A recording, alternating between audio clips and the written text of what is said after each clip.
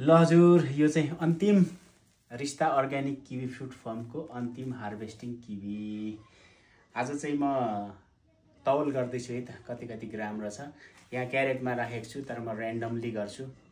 यस्तरी आँखा चिम्लिन्छु अनि यस्तरी पक्रिन्छु। ल अनि यो कुनै एउटा ल्याएँ, यसलाई तौल गर्छु। 130 ग्राम, है 130 ग्राम रहेछ। त्यस्तै फेरि एकचोटि म चट्टसँगले कुनै एउटा लिन्छु। यो अलि सानो ल्याएँ,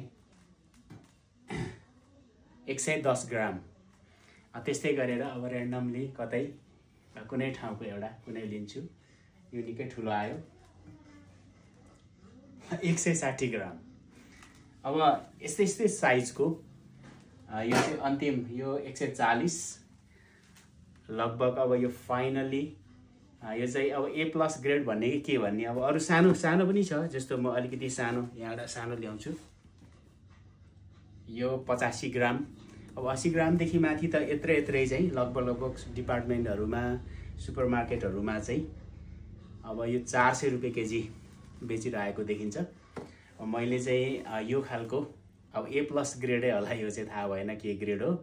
यो खालकोलाई चाहिँ कम्तीमा 250 रुपियाँ केजीमा यहाँहरूलाई डाइरेक्ट म वितरण गर्छु, दिन सक्छु। अब अरू मसँग छ 100 रुपियाँ केजीको पनि छ, 150 को पनि छ, 100 रुपियाँ केजीको पनि राम्रै छ। जस्तो अब यो नर्मल साइज हो यो।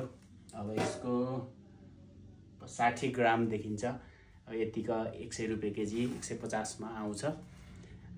जे होस्, अब यहाँलाई लाग्छ होला राजकुमारले एडभर्टाइज गरिरहेछ भन्ने लाग्छ होला, तर एडभर्टाइज भन्दा पनि अब म चाहिँ डाइरेक्ट कृषक हो, व्यापारी होइन। व्यापारीले चाहिँ एडभर्टाइज गर्ने हो, व्यापारिक सन्देश दिने हो।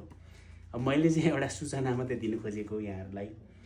कृषकबाट डाइरेक्ट उपभोक्तामै जाने एउटा राम्रो तरिका हो यो।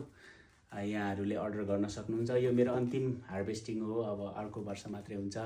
हस्त, नमस्कार, धन्यवाद।